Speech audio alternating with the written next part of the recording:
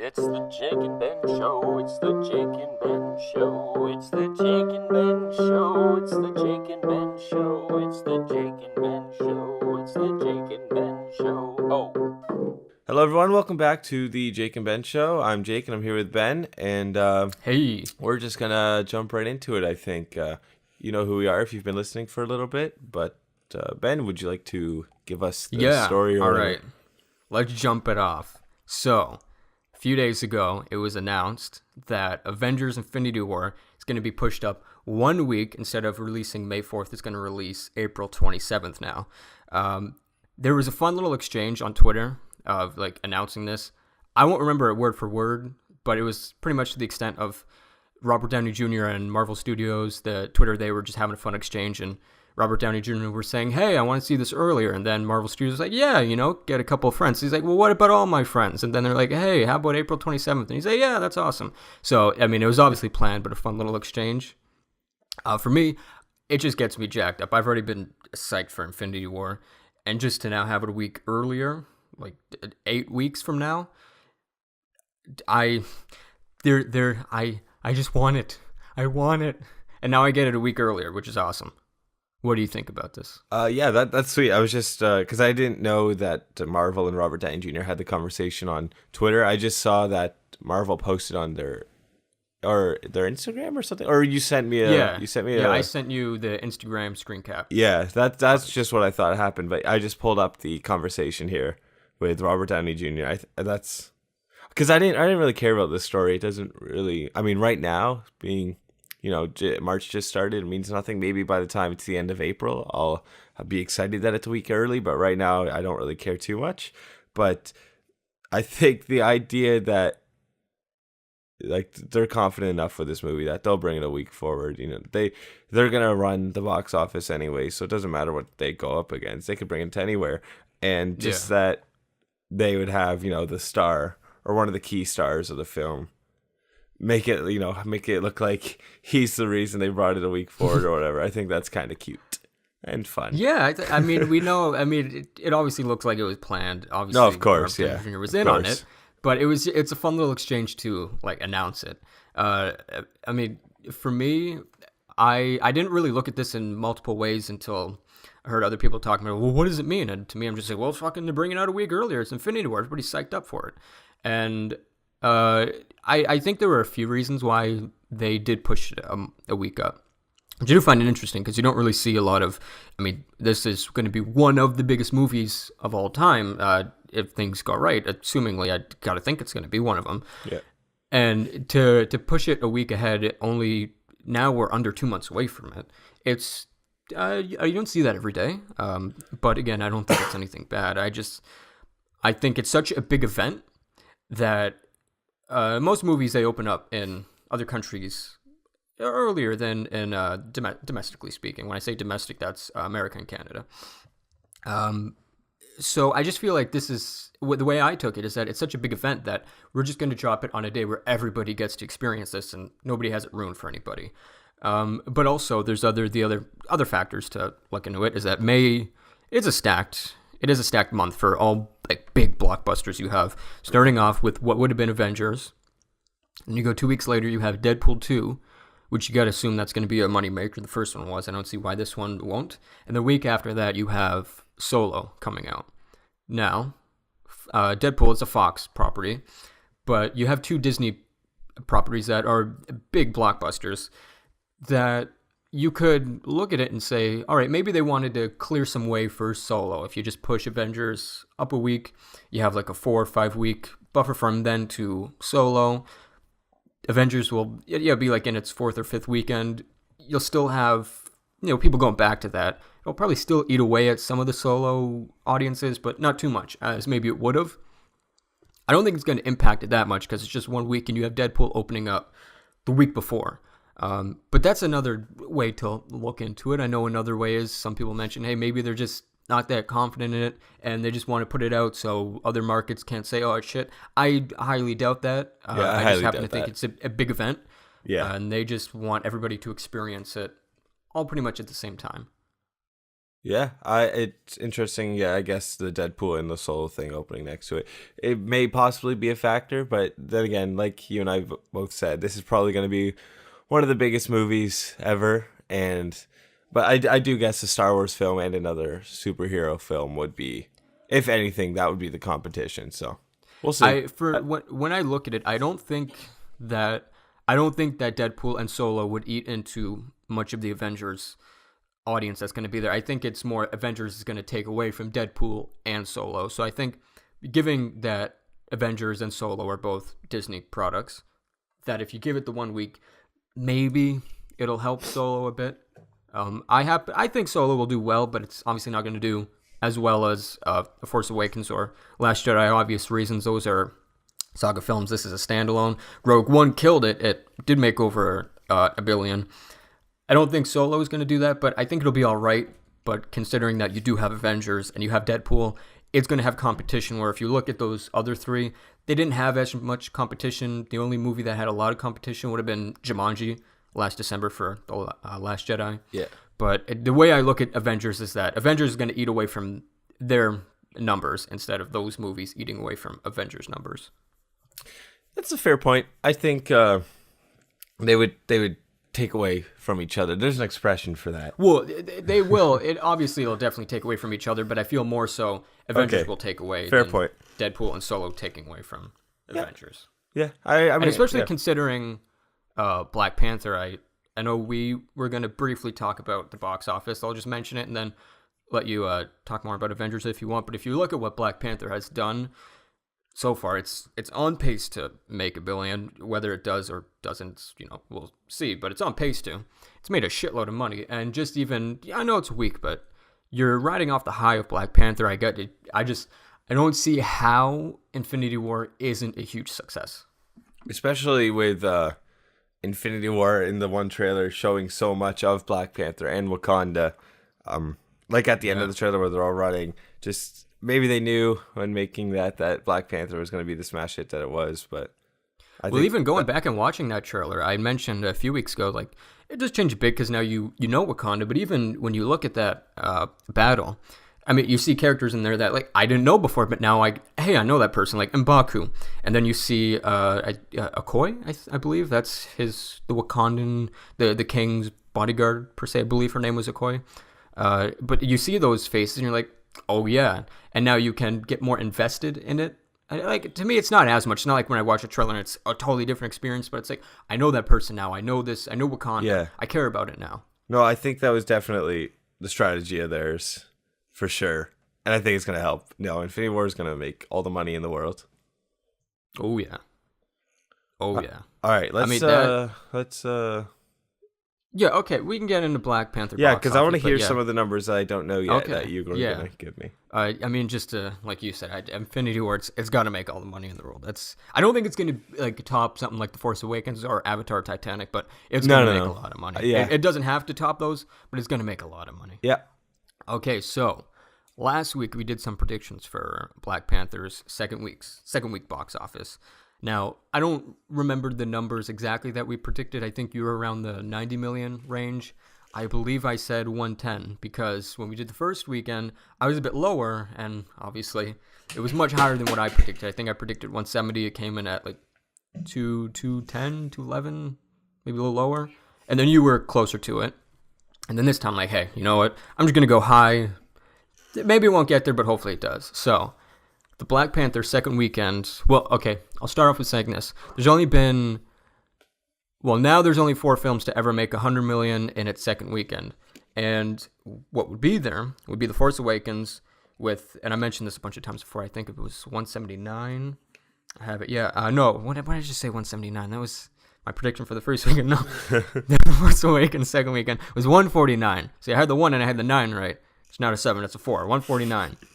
And then there's the Avengers that made 103, Jurassic World made 106. Now, what got into, I'll just say it. Black Panther is now the second highest, it has the second highest second weekend box office. It made 111 million, so shit. If my predictions were, if I had my prediction right, I was only 1 million off. It made a shitload of money, and it was projected at the time to make 102. which similar to the first weekend, it was projected to make like 201 or something like that, and then it made a bit more. No, it was projected for 192, and then it got into 203. Similar to second weekend, it was projected for like on the Sunday. They were saying it'll make about 102, and then it made 111. So I mean, obviously making all the money in the world there and becoming one of the only 4 to make 100 million. Before I go on to some other numbers, do you want to comment on that? I'm curious, what percent drop off is that from first week to second week? Do you know that percentage value? I do not off the top of my head. When I last looked, I believe it was like a 40 something. Usually, I could look it up now, like, but we will. Yeah, here it is. Actually, you won't hear too much typing. Okay. While you're typing and finding the drop off is 44%. Okay, 44% for a movie that had that big of an opening is incredibly impressive. Just like when you typically expect movies to have, about like a 50% drop off, right? But you know, when they have huge, gigantic openings and they're big superhero films or big event films, they typically have more than 50%. It's just the way it goes, right? So to see it have below 50% at 44% and make over 100 million on its second weekend, is really impressive. I mean, we can't even be surprised anymore, I don't think, just because we've been surprised so many times with the opening weekend or with anything that we've been talking about the past few weeks. So, no, I think it's awesome that it's breaking records. I think it deserves to. It's a great movie, and yeah. I mean, last weekend, if you listen to our last episode, I mentioned I was going to see Black Panther again, so we kind of had to end a bit early. On the second time I seen it, I liked it more, and it wasn't like when I first seen it, I was like, I don't know, I really liked it the first time. I was around an 8, I said, when I first seen it, and it didn't go up to like a 9, but it's such a fun, enjoyable movie. You care about the characters, care about the villain, and it's just an awesome time you could go for like 2 hours and 15 minutes, I think. Just an awesome time. So, it's nice to see this movie making all the money in the world also, which we can go on to. I think we talked about last week. I don't think it made it last week, but it has now. Black Panther has become the #1 origin superhero movie of all time, passing Wonder Woman. And as of now, Black Panther is at 435 domestically. Wonder Woman is at 412. And worldwide right now, Black Panther is sitting at 770 million. So it looks like it's on pace to make $1 billion. I gotta assume it does, but even if it doesn't, it's not a failure. It's, in my opinion, it's outperformed than what they were expecting it to do. So if it just makes $1 billion, it's more icing on the cake for what they're doing. Yeah, for sure. And I'm honestly at this point, not gonna lie, I feel like everything I'm gonna reach to say I've said already because we've talked about Black Panther. Yeah, we talked about this a lot. Box office a lot. Yeah, so. Look, it's a success, and it's making a shit ton of money, and I don't know. Maybe we'll do a weekly roundup for Black Panther for the next year, because that's what it feels like. The thing is, what I find interesting to talk about is not just it's a great movie, but looking at the box office and looking at there's only 4 movies to make 100 million in second week, and only 5 to make 200 in its opening.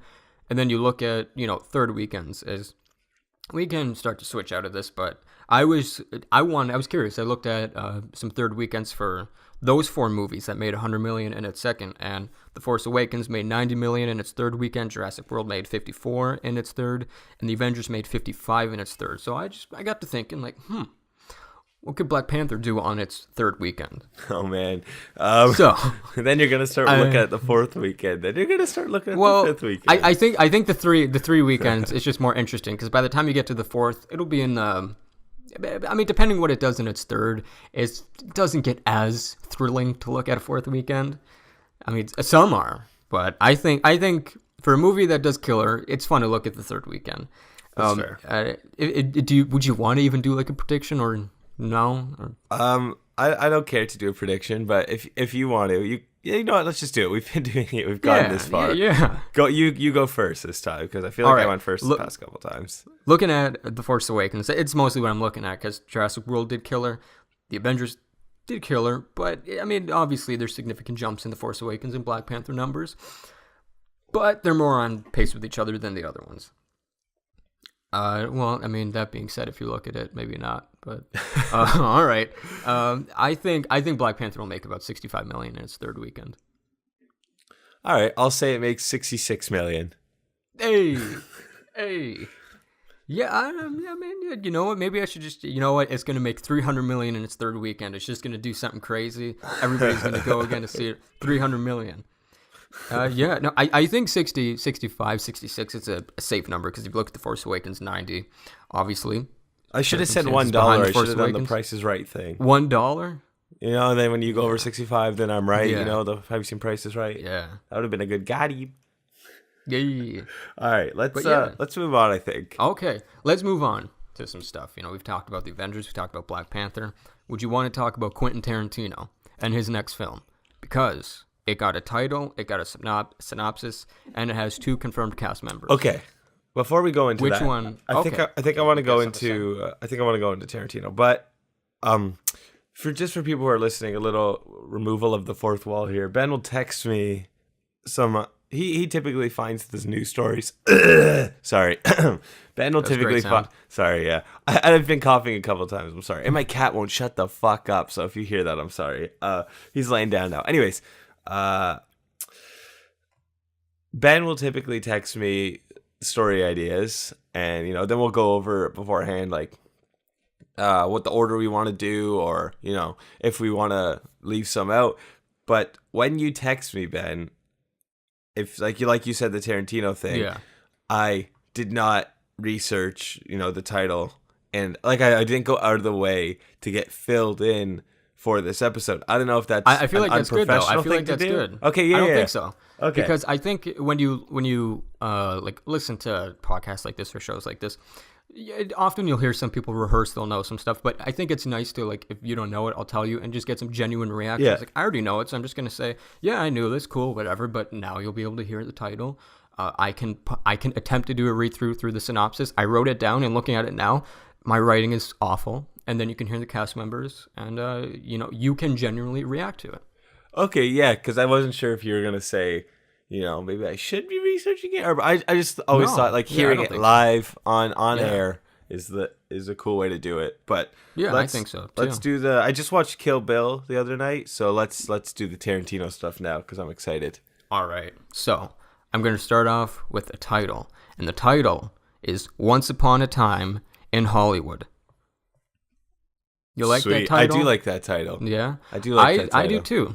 Yeah, I think it's especially to give a little background on this movie. When it was first announced, they were saying like, oh, it's going to be a Charles Manson movie. It's going to be about these murders. And when Tarantino came out and said, well, no, it's not. It's just going to be in the backdrop of that. It's not going to be exactly that. I am curious of one thing though. Did Paramount picked up? They got the deal with Tarantino to distribute his movies. Am I correct? I believe so, because there was talk about Star Trek and Paramount, I believe. Yes. Star Trek. Yes. So yeah, which is just something I was thinking about, because obviously he worked with a certain producer that no longer has a career, Harvey Weinstein, and obviously there was a big bidding war for what studio was going to get him, and then Paramount won that. I'm like 99% sure it's Paramount. Could be wrong there. Maybe if you want to look it up. But I'm pretty sure I'm correct. Now, the 2 confirmed cast members are Leonardo DiCaprio and Brad Pitt. Yes, that's what you text me. Yeah, okay. Leonardo DiCaprio, love him. I kind of want him to play. See, I don't know if they have anything about. Yeah, see, I know who he's playing. Yeah. Oh, you do? I was going to say, I want him to play a villain because of his role in Django, and I think that was maybe Leo's best role. And I love watching him be that menacing character, right? So what is he, and Brad Pitt, I mean, they worked together on Inglourious Basterds, which I fucking love, and Brad Pitt's incredible in that. So just like any talented actor with Tarantino, and it's gonna be successful. But I'm curious to hear what they're playing if you know more. Yeah. I will give you the synopsis, and then there's a few other possible rumored actors, and we can talk about that after, and I can bring it up, and you can give your thoughts. Now, on my read-through, let's see if I can get this. So, Tarantino describes it as, and then this is where you go into the whole synopsis, a story that takes place in Los Angeles in 1969 at the height of hippie Hollywood. The two lead characters are Rick Dalton, Leonardo DiCaprio, former star of a Western TV series, and his longtime stunt double, Cliff Booth, Brad Pitt. Both are struggling to make it in Hollywood, and they don't recognize it anymore. But Rick has a very famous next-door neighbor, Sharon Tate. That sounds sweet. Yeah, I mean, hearing that, it's especially like a few months ago, and maybe even a year ago when they were talking about this, that, yeah, it's going to be a Charles Manson movie of murders. And then hearing what it actually is, it's, I do like how this sounds now. To go on to possible actors, Sharon Tate, from rumors, and it's not confirmed. I don't know if they were in talks or if not. But Margot Robbie is one of the names that Tarantino wants to play Sharon Tate. It's Margot Robbie. Apparently, he also wrote a role for Al Pacino, and there was possibly a role for Tom Cruise. Now, I don't know if the Tom Cruise role Brad Pitt got or if it's a different role, but those are some other little pieces to this story of Once Upon a Time in Hollywood. Yeah, I think it's going to be right up Tarantino's wheelhouse just because, you could tell just from interviews or from his films that he loves classic Hollywood and just film in general. Yeah. And I feel like it's like a sandbox for him to work with. It's 1969 Hollywood, so those are two of his favorite things. The 60s in Hollywood, I guess. So I'm excited just to see what he does with that. I'm sure there's going to be a lot of homages to a lot of classic cinema. That's what he does, and it's that time frame. So we could talk the other actors and actresses that are possible to play. Those are just rumors, so it's really nothing. Yeah, no, that's what I was going to get at. Why not? It's a great actress, great actor. Sure, I'll take him. Yeah, so that's what I was going to get at. We could talk about it, but what we have, that's how I feel.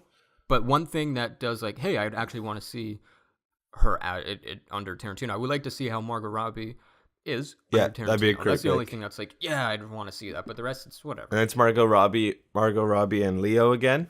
So yeah, that's sweet.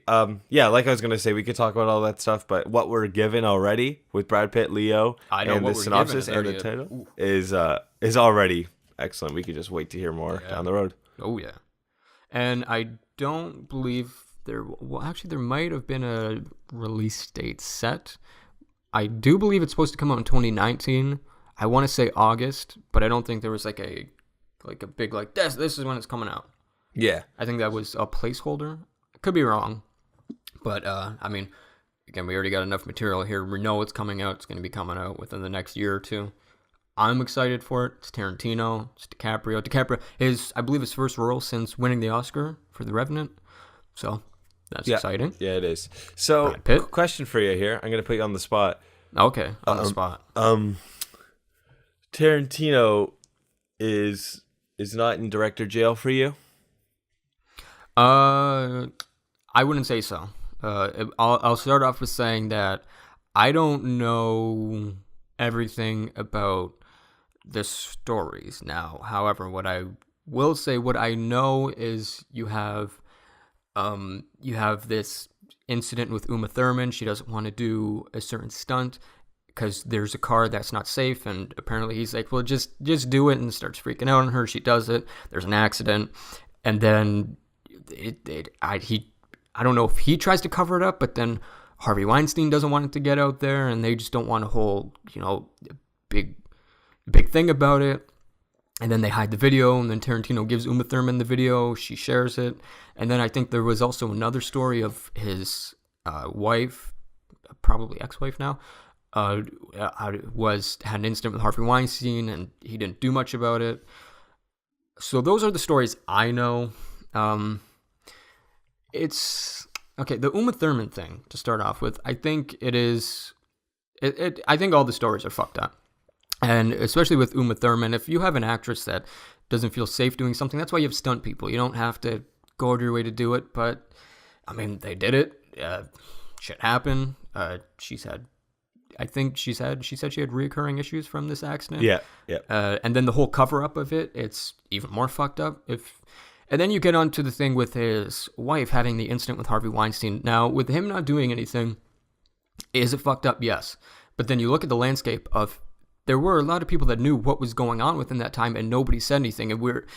And that's not to excuse it, but then there's also now when you hear people say, "Oh, you knew about it. Well, why didn't you speak up?"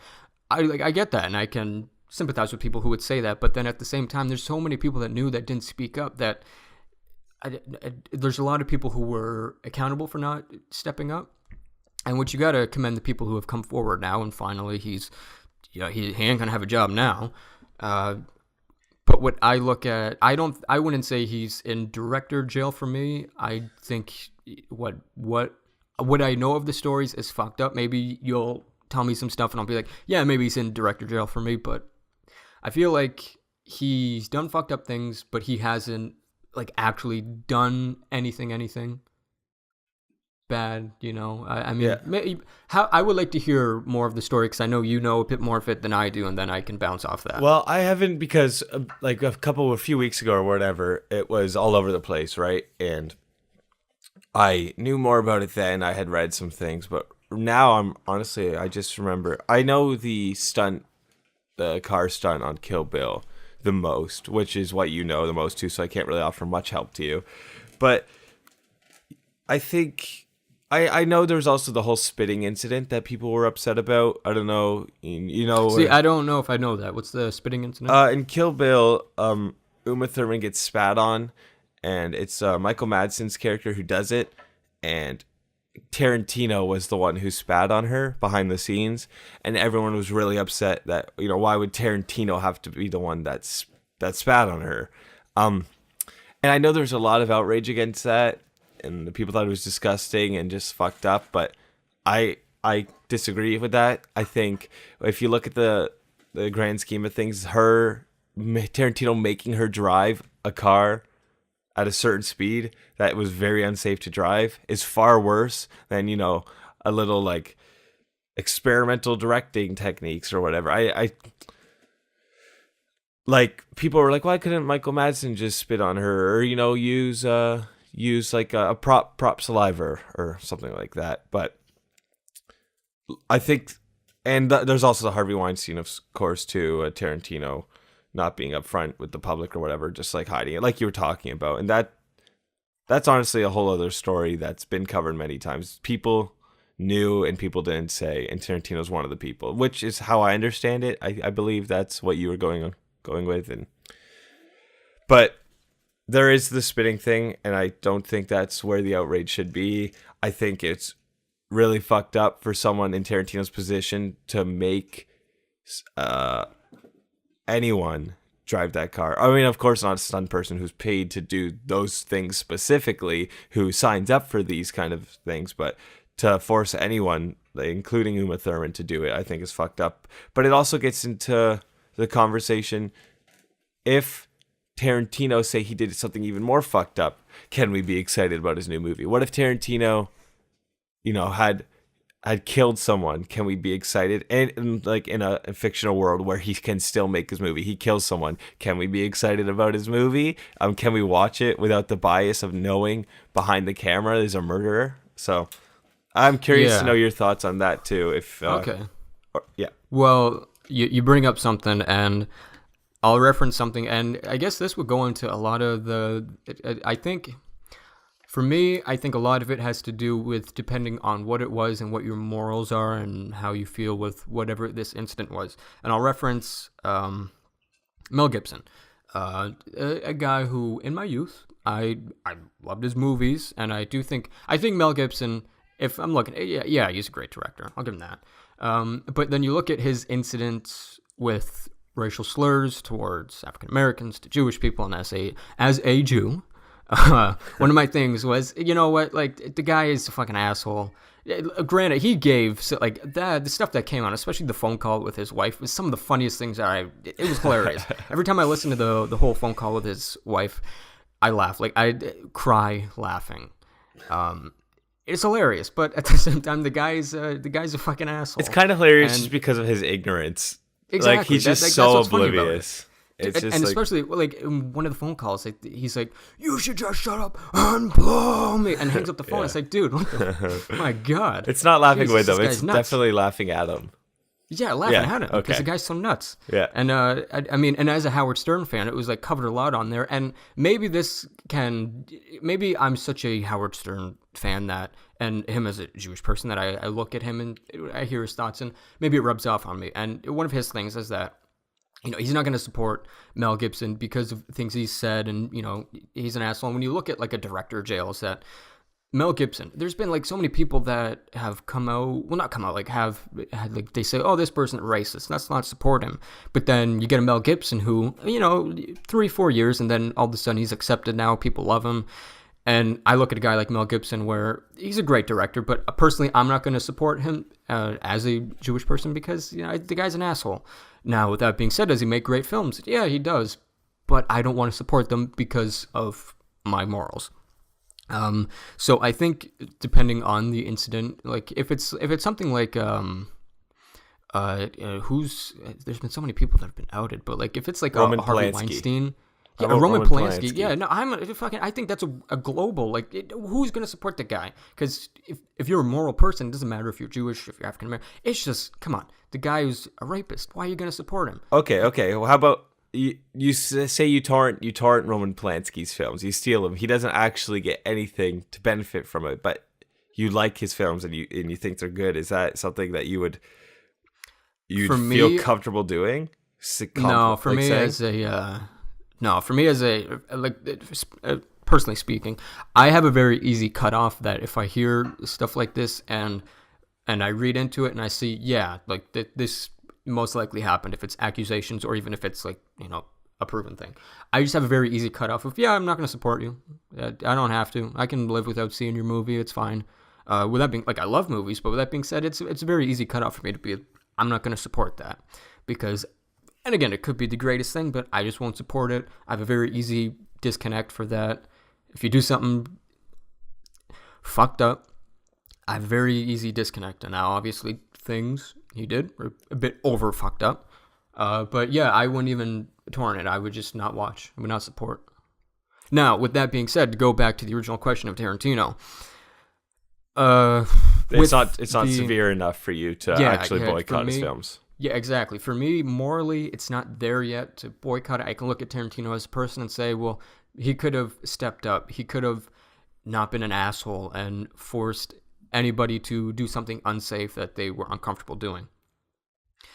But then I also look at it, well, again, I don't have to think he's the greatest guy, but he does make some good films that I do love, and I'll support them until I hear something that I think is a bit too, you know, out of bounds. Because the way I look at it is that, and this is for me, obviously you'll have different opinions, but if there is anybody in you feel that if they do something good, if you, let's say it is rape, what's sexual misconduct or racism or a violence, if they do that and they come back to their job the next day that they're great at, and you support them because they're great at their job, they're not going to learn anything because, yeah, I can get away with it because I make a great product. I do this great. Nobody's going to fucking care because I'm great at it. And that's kind of seemed what the landscape was for years up until, you know, the past year. That if you, for me at least, if you have that, well, you know, it's a great product, whatever, then they're just going to continue doing it. It's say, you know, culture, they'll continue doing it. So if you just say, well, you know, fuck you, I'm not going to support you, then where do they go from there? Which obviously they can still do what they're doing, but they just won't be, you know, look at Harvey Weinstein. The guy is in nothing now. He's got no company. He's got no life. He's in supposedly rehab. He could attempt to do some of the things he did before, but that man's gonna get fucked up if he does. Yeah. So I do sometimes think about this, and I mostly started thinking about it a few years ago when we had talked about Hacksaw Ridge and why I said I'm not personally gonna see it. So really? I've thought about it, but I haven't thought about it on like the extent of, well, I mean, I have and I haven't. I haven't thought of it to an extent of like a Tarantino, But if it's something where it is like involving sexual assault, violence, anything, I have an easy disconnect where I don't watch it. It's, I can live without it. That's kind of where I'm at now. Maybe I'll have more thoughts if you add something to it. I mean, yeah, I think I feel a little different than you. Typically, if I try my best to separate the art from the artist some as much as possible. However, I think a lot of what the artist has to say and their personal beliefs can be found within the art. So that's where the waters get a little muddy. But as a rule of thumb, if the artist is fucked up but make great work, I'll watch it. But if the artist is fucked up and the work is directly based off of their crimes or their actions of any kind, then that's where I draw the line. I mean, like, I'm not gonna go out and seek to watch a Roman Polanski film, but I don't think it takes away from, like, I could still watch Chinatown or Rosemary's Baby, right? But because he isn't the only one involved in those movies. Like, there's one absolutely fucked up person, but there's still so many other talented artists involved too. So that's another thing that, shouldn't be forgotten.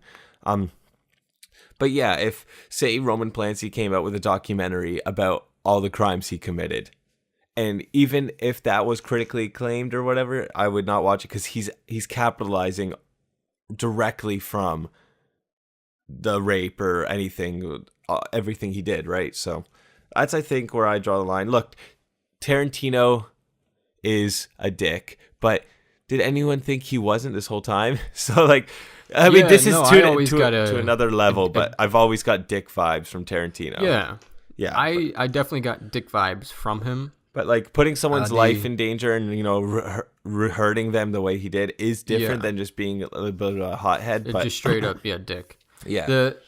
I always looked at Tarantino as a bit, crazy and off. And, I mean, I guess I shouldn't generalize, people. But I do tend to look at, if you look at a lot of great filmmakers, they tend to be fucked up in in one way or different another. Sorts of ways. One way or another, they tend to be a little off the rocker. So I always looked at Tarantino as he's a bit, nutty. But I didn't, like, one thing that I was a bit kind of surprised with, but then the more I thought about it, was the whole a car incident. And at first I was, because, like, why would you just want to, like, as a human, if I'm in that position of, like, I would, and I look at things rationally most of the time, is that I would think, well, if I'm asking somebody to do this, would I do it? If I wouldn't do it, then maybe I shouldn't ask. But obviously he's a bit nutty. But then when you do hear stories of him on set and just cursing out people, I mean, yeah, I guess I could see him doing that. And which, again, to put anybody's life, in danger and something they're uncomfortable with, they shouldn't have to do it. It is fucked up. Yeah, I think that's the difference. I do feel I can watch, like, I feel like I can watch Once Upon a Time in Hollywood and not think about that. Maybe it'll come out and that's what I'm thinking about when I'm watching it. But I do feel like I could separate that. Yeah, okay, that's fair. So you haven't seen Hacksaw Ridge yet? No, I haven't seen it. I still won't watch it, which is funny. I came close to it one time because it goes back to what I said. Well, I mean, maybe I do take what Howard Stern says. Maybe maybe it rubs off on me. So when he said, I'm not going to support him, so he doesn't watch it. Then he ended up watching it and was like, well, fuck, disliked. I hate the guy, but he's a great filmmaker. And then he said he watched it. And then I came close and, like, maybe I'll watch it. But I was like, you know what? I've lasted like a year and a half. I ain't going to do it. I'm not going to do it. So I haven't done it yet. Maybe one day I will, but I haven't watched anything Mel Gibson since. You could probably go your whole life without watching it, and you'll be fine. Yeah, I'll be fine. Yeah. And again, like what you said, there's, obviously there's other people around it that aren't fucked up than just the one person, which I'm a big Andrew Garfield fan, so I wanted to watch it for him. And obviously there's other people around it, but when, like, your head guy is fucked up, then it's just, you know what, I'll watch Andrew Garfield and something else. I can watch, these other people are, maybe there's a cast, a director of photography, someone else that working on other, well, I'll check out their other movie. I just won't watch this one because of this one guy, but I'll support their stuff, the other cast and crew. I'll support their stuff on whatever project they're on next. But for like a Hacksaw Ridge, I just won't support it because of my morals and beliefs. All right. Because of Mel Gibson, That's I fair. won't watch it. That's fair. Which is a good topic, though, because, I mean, where do you draw the line? Where should you? What's appropriate? Like, even Louis C.K., when the Louis C.K. stuff came out, it just put a lot of things in perspective, looking back and watching I didn't go back and watch his stand-up, but, like, when I'm thinking about it now, I'm like, Jesus Christ, this fucking guy. You know, like, and again, maybe that's a different topic. Maybe you don't want to get into it right now, but, I mean...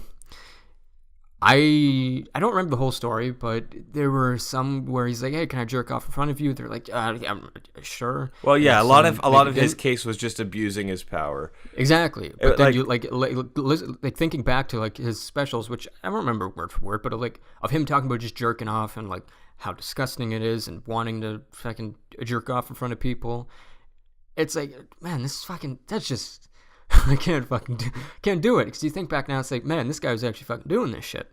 And I don't think I could ever go back and watch a Louis C.K. stand-up special now, which is one of my favorites, but I can't do it now because I know what he did as a person, and then listening to the special, it's like, man, this guy actually fucking did some of this shit.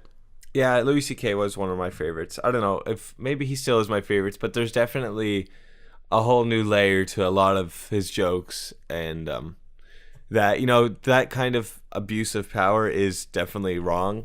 I mean, look, it's not just that he likes jerking off in front of people. That's the issue. It's just that he's using.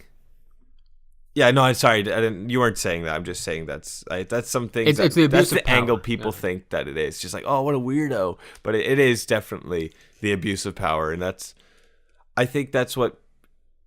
That's happening a lot now. Of course, like there was the whole Me Too movement. We don't have to get into this too much. I don't know what else we could add to it, but it is definitely an abuse of power thing. And yeah, no, it changes the perspective a lot. I think even if you know what? Yeah, I'm going to leave it at that. It definitely changed perspective. I didn't know where I was going to go, and I was just going to hit a wall, and that's all. If you want, this topic is definitely a big thing to talk about. We could talk about this for at least easily 2 hours. There's so many cases, but we can leave it there because we talked about Tarantino, and I mean, I guess we didn't really truly answer your original question. Would we support him if he like killed somebody? Would you support him? Like, let's say if he killed somebody, or if there was something else that came out. If it came out that Tarantino say he just killed someone, someone who didn't deserve it or whatever. Would I see his new movie? Probably yes. I think I would still see a new Tarantino film for the reasons I listed before. He's not the only one involved. It's not directly based off of the murder itself. He is going to get his punishment elsewhere that I don't need to give to him. I can still, my 2 hours of time can still appreciate the film itself. I can spend my 2 hours appreciating the film without thinking of the murder. He's going to have his punishment elsewhere. There's more people who worked on the movie. I think if the art isn't saying the wrong side of the artist's beliefs, then you can separate the art from the artist well enough to appreciate the art. That's probably where I stand on it. I think one thing that I guess we should say, if anybody just jumped in within the past minute, Quentin Tarantino did not kill anybody. If you joined in the last minute, we were talking about Right. What If. Yeah. When you were going on there Hypotheticals. talking about that, I was like, man, it sounds like he's talking if he actually killed somebody. Yeah. Somebody just jumped in there. Yeah, Quentin Tarantino did not kill anybody. Right. Sorry if that that was, wasn't obvious a at what the if. beginning. No, we posted it as what if, but then the more you were going into it, it sounded like as if my man killed somebody. Sorry. Yeah. Okay. But what are your thoughts on if Tarantino hypothetically killed someone, or say, well, let's make it, for you, let's make it. What if Tarantino shot up a hospital and killed 30 people? I wouldn't watch. I would Okay. not watch. I would Ever. I wouldn't watch his new movie ever. I would probably debate if I'd go back and watch Pulp Fiction or not, which see that would be a different question. I wouldn't support his new movie, but I'd maybe go back and watch like a Pulp Fiction. Okay. Interesting. Okay. That's Yeah. I mean, like I gave you like a ridiculous one, even though earlier you Yeah. told me you wouldn't watch Mel Gibson. So Well, no, Maybe I should have realized. And I know, yeah, again with Mel Gibson, yeah, I can't do it, Can't do it. I know. I used to be a huge Mel Gibson fan. I loved his work back in the day. Loved Lethal Weapon.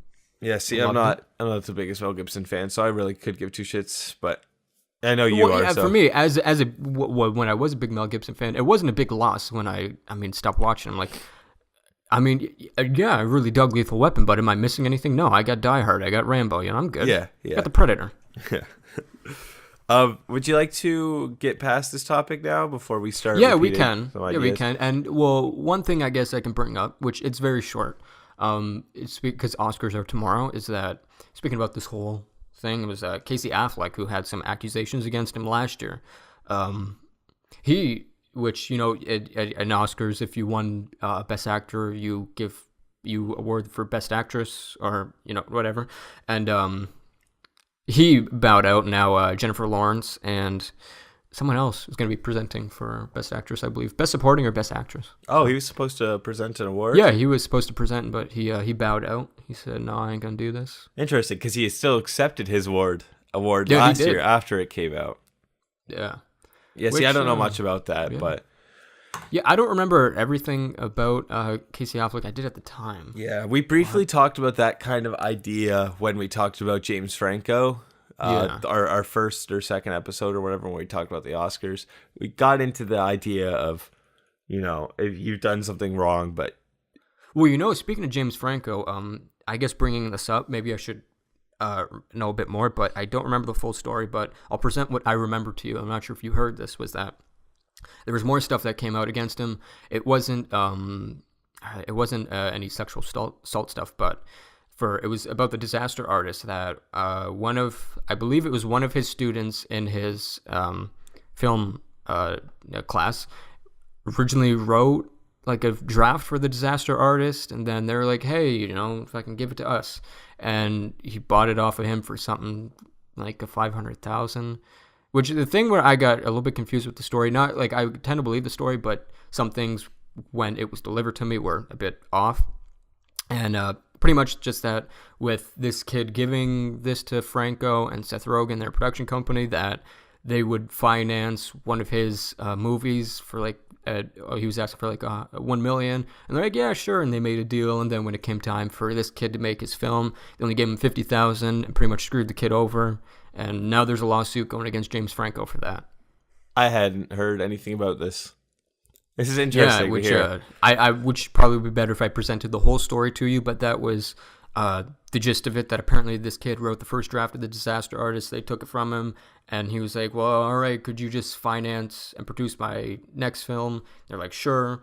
And then it was supposed to be for $1 million, and they gave the kid $50,000. If the kid wrote... Also, okay, go ahead. Apparently the kid was supposed to get like an associate producer's credit, didn't get no producer credit, and yeah. That's the gist of the story. Okay. I'll probably have to do my own research after, but just for what you've commented on, I'll try and say a little bit. If the kid wrote a draft of the Disaster Artist and gave it to James Franco, and James Franco bought it off of him, or there was some type of legal signing of, the exchange, then there's nothing wrong with that. I don't know exactly how it went. If this kid just like handed James Franco a script, James Franco took the script, and the kid's like, yeah, do it. But because there's no paperwork there, so that's wrong. Or even if the kid said, no, don't do it, and James Franco still did it, that's wrong. But if the kid wrote a draft of the script and gave it to James Franco, and James Franco says, I'll buy it off you for X amount of money, and the kid says, sure, and the kid signs a piece of paper that says he can take it and do whatever he wants with it, then there's nothing wrong with that at all. In my opinion, you agreed to it, you signed off on it, they have the right to do whatever they want with that movie. It's no longer yours. Then I think that's fine. But I don't know exactly what from what I remember of and I guess I should apologize for people who are listening, because if you listened to last week, we want to present ourselves with some credibility, give not no fake news stories or no ridiculous stories, no clickbait stuff, which I probably should have done more research about mentioning this, but I didn't think about it until you mentioned James Franco, so I will apologize for that with not bringing the full information. And I could totally be wrong about the whole Disaster Artist part. I believe that was the case, but what mostly the lawsuit is about was the kid being promised this producer credit, and the 1 million for his film and then getting 50,000. And that's the big part of the Oh, lawsuit, okay. I believe. Okay. There is an aspect of the disaster artist. I do believe he wrote the first draft, but I could be wrong there. That I can't say with 100% confidence. But what I can say with confidence was the 50,000 part and the associate producer credit, and they agreed to give the kid $1 million for his film.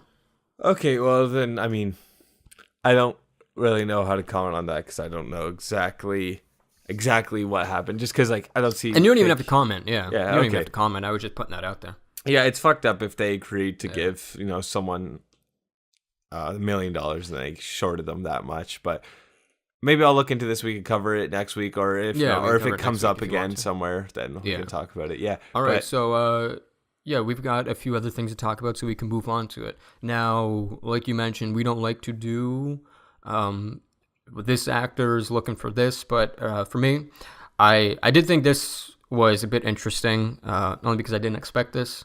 And it's Kristen Wiig is in talks for to play Cheetah, the villain in Wonder Woman 2. Now, I'll say this: I know of Cheetah. I don't know the person behind Cheetah now. Like, there's Spider-Man, then there's Peter Parker. I don't know who the person is underneath Cheetah, or I mean, even if there is an underneath part. I guess if you're just a cheetah. I know there's a few different variations like there are with most characters. So I don't know the one they're going for with this one. However, when I heard Kristen Wiig, I was like, well, that's not something I would have thought of. However, I do think she is a good actress, so that'd be interesting to see. I did mention this to you in the text. I'm not sure if you had anything to say about this. I guess what I can mention also is that I read this, and I didn't see a lot of people talk about this when they were mentioning Kristen Wiig, was that earlier in some of the reports, they said Kristen Wiig was the front runner, but Warner Brothers reached out to Emma Stone, offered her the role, and she denied it. Well, not denied it, she just turned it down. And then they looked onto Kristen Wiig, and who is now in talks for the villain, Cheetah, in Wonder Woman 2. This is a case of, talented actor, actress is in talks for big role. Yeah. Where it's like there's really nothing to it, yeah. It's on one hand, it's just talks, which, I mean, we can always, talk hypotheticals and be excited about the possibility, and maybe it is likely. Maybe it's more likely than it is unlikely. But it's also just like, I don't know anything about this character Cheetah, and I do like Kristen Wiig, so look, just bring in any talented actress, I'll be excited. I'm excited to see Kristen Wiig play the villain. That's cool, even though I know nothing about the character itself. But this is a actress is in talks, so you're not really 100%. You did preface this whole conversation with saying, we that I have commented on that, just like it's talks thing, but. I'm excited for it, but I have nothing to say beyond that. I have no deep insights into it, or I know nothing about the character, so here we are. I'm excited, though.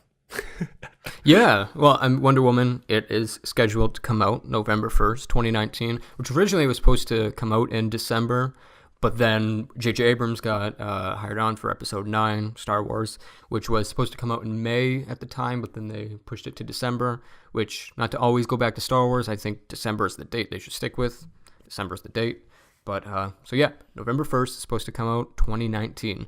To me, the thing, it's a ways away, but at the same time, it's so not. At least for me, time's been, like, I had a week off, and it feels like my week off just began yesterday, and it's already over. Try not going to school. It goes so much quicker. Dude, you know what? There's times where I'm like, man, I don't want to be here. But then it's like I get there and it's like, all right, I can get through this. But the day's off. And what's worst is when it comes to the weekend, and I have Tuesdays off, is when I get the weekend, go Monday, and then have the Tuesday off, I'm like, man, I love having time to myself. And I mean, again, at least I'm able to go to college. Some people aren't able to go to college, university. And, I appreciate that. But then there's times where I'm like, all right, I'm in film, which I like learning about, obviously. Love film. And there is more story into it. I mean, I guess I can briefly mention it here. I originally went in for radio. Then within meeting you kind of I always loved film, and I did originally want to go into acting, but then I didn't. And through talking to you, we talked more, and then I was like, I'm gonna choose film here. Chose film, and in film, and it's fun. But I mean, I'll say this: at least within the class, like I haven't worked on any your films. Maybe I will one day, but I haven't as of now. So I don't know what like an independent film set is. But like at least in school, a film set. It is so petty, and God, I have to like I just go in the corner. I'm like, what the fuck are we like? Yeah, it's what's going on here? Everybody's so petty, and then they're up on a high horse. Yeah, and it was so everyone thinks they're the best, and everyone wants to do everything. Oh God, they do, and like and like okay, I'm directing this short little thing, and like now it was like pushed back. We were supposed to do it like 3 weeks ago. We pushed it back a week, and a week again because not throwing anybody under the bus, but we had a producer who was like, okay, he was all right. But things weren't working out. The crew wasn't listening to this guy. So I talked to him individually. I was like, hey, maybe we should just like get a new producer here. Nothing against you. It's just things got to get moving. Guy freaked out, started yelling at me. And I was like, I'm not going to fight back here. Next day, I'm going to get everybody together and we're going to have a democratic vote. All right, who wants this guy out of here? The exact same thing happened last semester when I went there. The exact same thing happened. I heard stories of the guy who I removed, and a guy by the name of Mikey told me this happened within the last semester. So maybe this guy was the guy that you guys voted it's the out? same guy. Probably. Does it start with his name start with a B? Yes, it does. Okay. So God. we voted him out, and now we're supposed to be filming on Friday. But man, it's so petty. Everybody gets up on a high horse, and like we originally had to sign an NDA about this whole like script and our idea, and I was like, "Are we filming Avengers 4? Oh my God! There's nothing to spoil here. This is Avengers 4. This is something so like what's going on here?" Is James the teacher? Yeah, James is the teacher, and we talked to James, and he was. Okay, it's funny you mentioned that, and I don't. I like the whole personal aspect, but I don't want to like. We got other stuff to talk about. We're already an hour here. Okay. So I want to go into it though because last semester I only had him for one class, and it was a cinematography class. And going in this semester, I wanted my old film teacher. We all did, but then I was up on time. I picked the class, but then fucking everybody that we were all trying to go for the same. Time selection, but everybody, they either didn't pay, some got fucked up, so they got put into this time selection. So I was like, well, you know what, fuck it, I'll just switch because I know I work well with some of these people, and so now I have James for my film class, and like I don't have anything bad to say as of yet. It's just like he talks, and when he talks, it's like a long time, so. I mean, I don't know if we should get into this now Let's or not. Like in our private time. I'll text you later. Yeah, I want to hear about this, but nobody cares about this now. Right.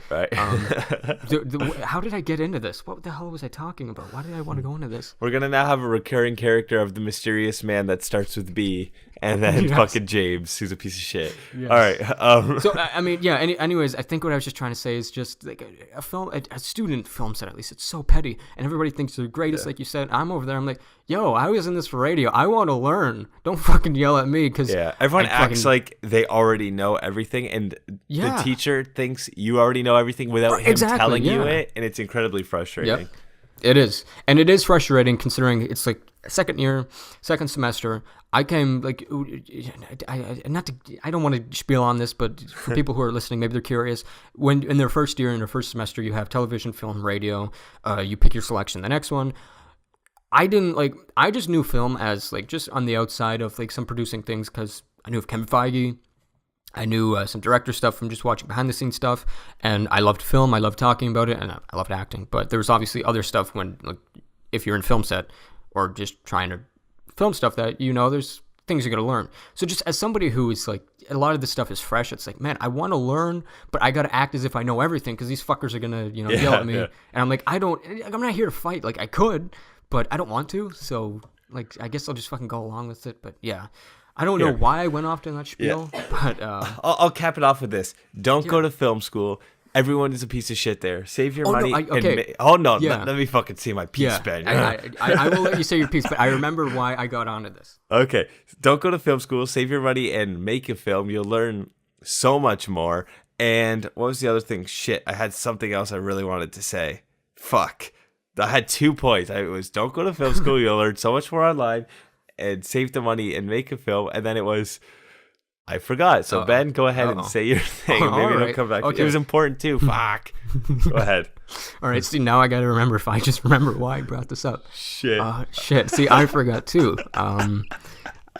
Why? Okay, I brought you because you were talking about time moving fast and not going to school, and within having the time to myself is just all this shit. I'm like, yeah, I would rather just kind of do what you're saying, especially because, and again, not to go into more of it, but like certain like, all right, when you do this film, it has to be this fucking, it has to do this, this, and that. And if not, then fuck you. It's like, well, I mean, I get it for us to learn, but like, can we have like.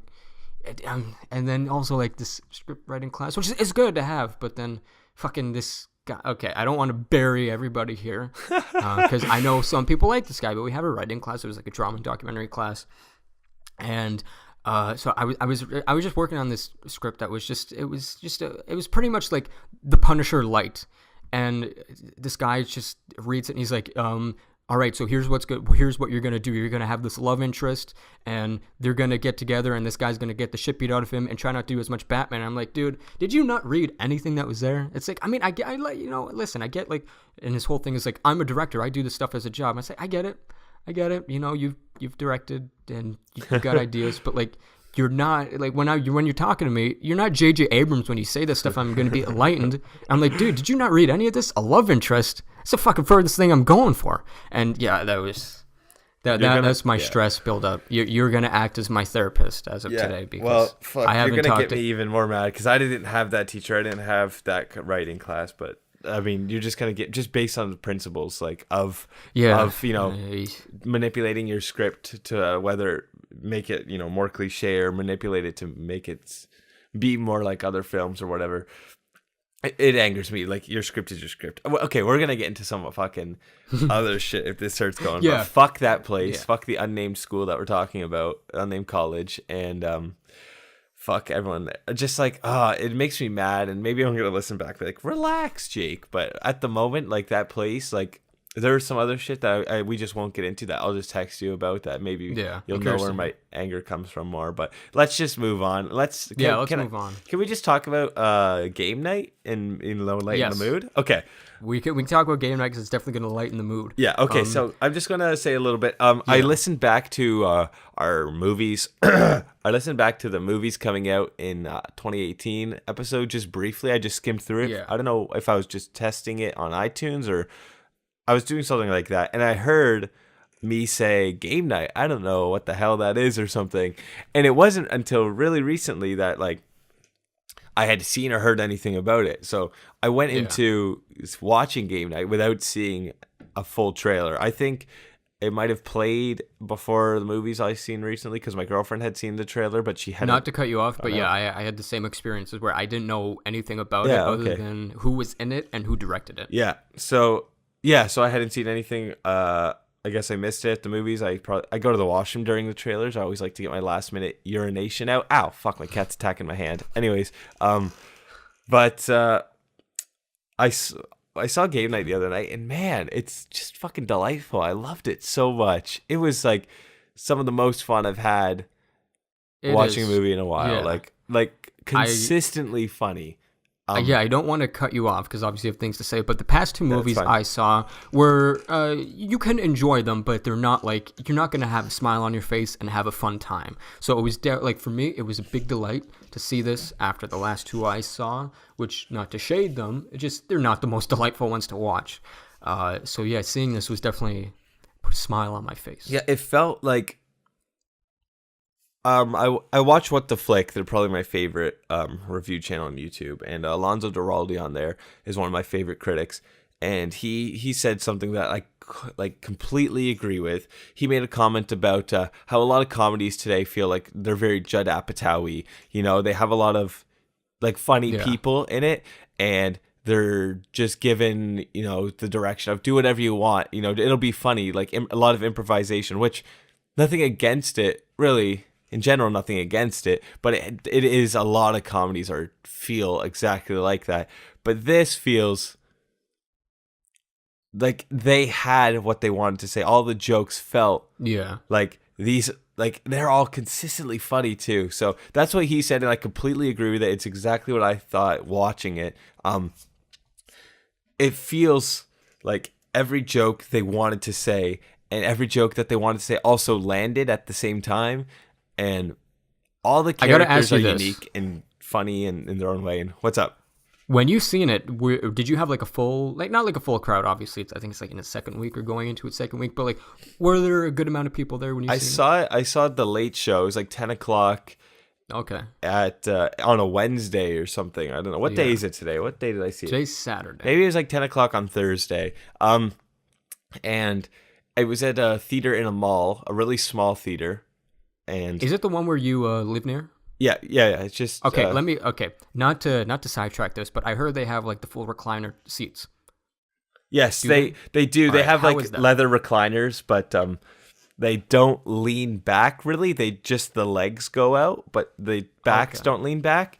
So like you're kind of just like they're overrated, like, you know. No, I wouldn't say they're overrated. I actually love them, and it's my favorite place to go see movies, like late showings, because I bring a backpack and I throw a blanket into the backpack, and like you just throw, like my girlfriend and I will just like, you know, throw a blanket on and like put our legs up, and it's really it's a sweet experience. But yeah, the backs don't go back, and I know like I've gone with my mom, and my mom always bitches that her back straight up, like she's like an L. She wants to lean back, she wants that obtuse angle, but she's just getting a right angle, and yeah, there's that. But no, I love going there. But it is really small. Like I was saying, it's small. There's not many seats in it. There's like 7 auditoriums. They don't play many movies there. It's always a small, limited selection. But they were playing game night, and there was about 3 people behind us, and, you know, about like 4 there. And like there's like, you know, 10 other people in there, maybe. If that. Why I brought this up is like, you know, if you see a comedy, usually, you know, if there's a theater there and they're laughing, it usually, you know, helps it, because like you don't want to be the one guy there that's laughing hysterically. Yeah. Well, I went with my friend and my girlfriend, and we were consistently laughing, even when others. Well, like all 3 of us are big film fans, and this movie has so many movie references. Yeah. So I found that us 3 were the only ones laughing at a lot of the movie references, which is fine. I mean, but like they were still laughing. There's still so many other jokes to be had in this movie. Like, within the theater I went to, there was only one guy who laughed a bit, but everybody was so silent. I was one of the few people that was laughing throughout it. It felt weird because like it's in this like small theater, and you know, like it's not like a big bombastic, you know, when you're hearing a lot of like a huge score or huge sounds. It's like when you're laughing, it's like, you know, it's the thing you hear. So it's an interesting experience. And to mention one thing. Now, I get, you know, like kids going to the movie theater. Now, these kids weren't like kids. They were like teenagers. And man, I felt like I was watching the last season of The Bachelor. And the last season of The Bachelor, maybe it was The Bachelorette. I don't know what they were doing that season, but when people made out, it just sounded disgusting and so like loud. These fucking kids. That's all you could hear. I'm like, well, since when was I watching the last season of The Bachelor? Wait, you had kids making out in your theater? Yeah, dude, so loud. And it was like, oh my God. And they were throwing shit. There was one guy who got up to go at the theater. And you know the seats where like they cut off because that's where you walk out of? Fucking this guy threw like his bag or whatever over it and to hit the guy. And it was just like, come on, like seriously? You probably would like the theater that I went to, the one just down the road from me, because the seats, they're not on an incline at all. Like they're just row in front of each other, and like there's a little dip in the middle, so you can still see over the seats. But because of that, you can't actually see anyone in the theater. All you see is the screen. You know what? Like, that speaks to me, because the row right in front, you can see the back of their heads, but it always feels like you're in an empty theater just because you can't see anyone, and I love that about it. Well, yeah, that speaks to me because like I forget, it was maybe the 3rd or 2nd one we did, the show is I was talking about how I'm like I love the movie theater experience, but not as much just from like the location where I'm at. And I mentioned going to California, huge like AMC, and I went to that China theater, that famous one, and that's pretty much what the theaters are like. It's not like a huge like, you know, you're going up. It's just a slight decline, and you can see over people, and it was you know, it's a fun time. It's a great theater. So you're saying that speaks to me. Yeah, go to there. I'll go see a movie with you there because it's awesome. And well, Dick said I do have one funny story, and then we could probably wrap it up because we're going over an hour now. And yeah, I know. Yeah, we are. And let me just say something quick. I want to mention one thing. Okay. Another movie.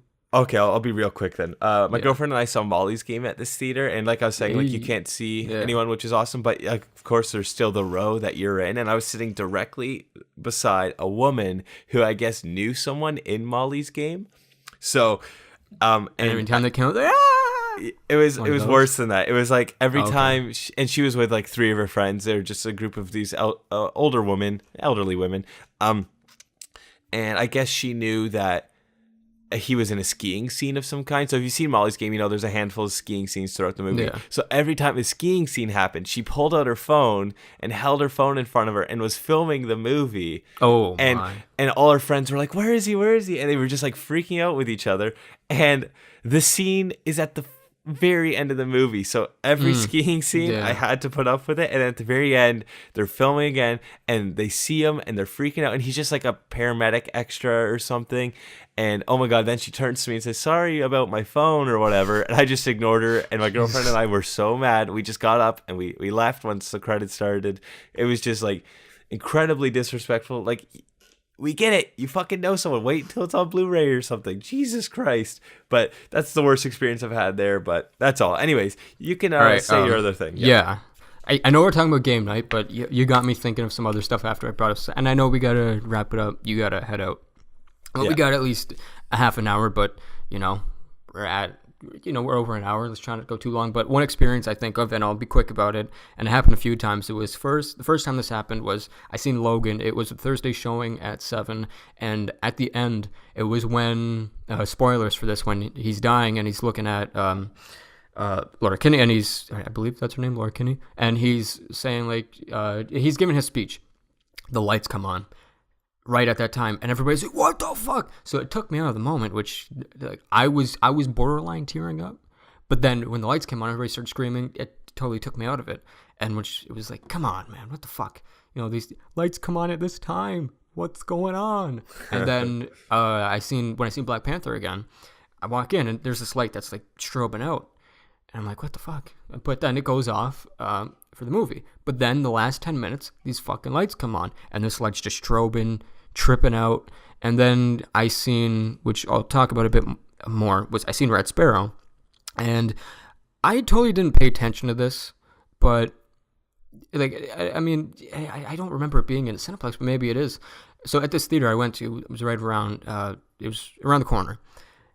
And there's a huge fucking sound of an air conditioning. And suddenly it turns off. It's the first time I hear it turn off. And man, just Red Sparrow. It's like it's not like a bombastic movie similar to Game Night. It's quiet. And when that turned off, there's no ambient sound. And like what you're saying, there's this elderly couple in there that were just fucking caught. I don't care if you're young, whatever. It doesn't matter about age. But I just hate it when somebody's like guessing what's going to happen in the movie. They're talking loud. And because the air conditioning's off, all I can hear is these people, which makes me think of Black Panther again. I seen it the second time, and there was a group of kids behind me, actual kids this time. And this kid was seeing it, must have been a second time with the people seeing it the first time. And before something happened, this kid would spoil what's about to happen. And like, for instance, spoilers for Black Panther, at the end, when Killmonger dies and he takes the knife out and he turns to his friend and he's like, yeah, guess what? That guy is going to take the knife out and kill himself. I'm like, dude, the fucking kid's seen it the first time. Just shut up. Let the kid experience it. You're just ruining everything seconds before it happens. And yeah, it just made me think of some theater experiences that weren't so pleasant. To get back on game night, we're running out of time, and it's not formal review. I did really like it. There was only one theme in it that I was like, I could have used without. Wait, we're talking game night here? Game night, not a Red Sparrow, yeah. Okay. There's one theme in there that I was like, I could have used without giving it away. It has to deal with a child, which there's not a child in it, but I think you'll know what I mean by saying that. Yeah, I know what you're talking about. But I did think it was hilarious, and the one dude, I don't know what his name is, but the guy who played Kevin, his Denzel Washington. Oh, right. No, his Denzel Washington, man. That guy became Denzel Washington. Okay, so that was him playing Denzel Washington? Oh, no. I mean the guy who was, that was not Denzel. No, I know that was not Denzel Washington, but like the guy who plays, is his name Kevin? Kevin. Wait, okay, hold on. I'm just going to do some research here. But he does a Denzel Washington, and it's the guy becomes Denzel Washington. Okay, so the actor who plays Kevin also plays Denzel Washington? I don't think so. Okay. but maybe, Okay, hold on. I thought that's what you were just saying. No, what I Okay. mean is when he does like his whole like impersonation of Denzel. It's spot on. Is what I meant. Oh, right. Okay. Sorry. And I gotta say that the whole Denzel through line. Yeah. That was probably one of my favorite Yeah. like, Okay. things of the I see movie. what you're And Gary, the neighbor. Oh man, Gary's that best character of the year. Man, The guy holy is shit. amazing. I don't think anyone will top him this year for just being like the best character. I loved him so much. Oh my god. I Yeah. know. Yes. Yes. Who's the dumb dude? Who played that dumb guy? That is a good question. Oh man. I don't know who played him, but he's he a was perfect dummy. like, He's very such good. a good Yeah. dumbass. Anyways, I have to go. I have like 5 minutes because I got to. Okay. But I'll mention one thing. Okay. And we can close it out. I seen Red Sparrow. yeah, I just wanted to hear what you thought about that because yeah. I'm going to see it soon. Yeah, I dug the movie. It's 2 hours and 20 minutes.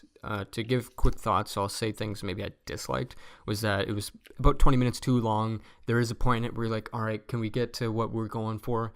And to me, what it's similar to Annihilation, and things happen at the end that if you're not into the movie for when the end comes, the end might not land with you.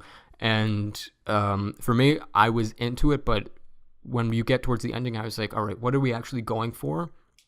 And there's one aspect. It's not an action movie. Don't expect an action movie. Anybody who wants to see it thinks it's an action movie. It is not. It's not a Jane Bond, and it's not an Atomic Blonde. It's more of a spy thriller.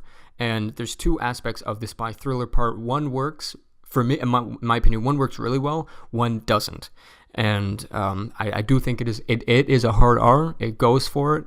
It's a sensual film. There's a lot of S's. It's sexual, sensual. And there's also some disturbing parts to it, with it being a hard R. And you'll know what I mean when you see it. I do think it is a good film.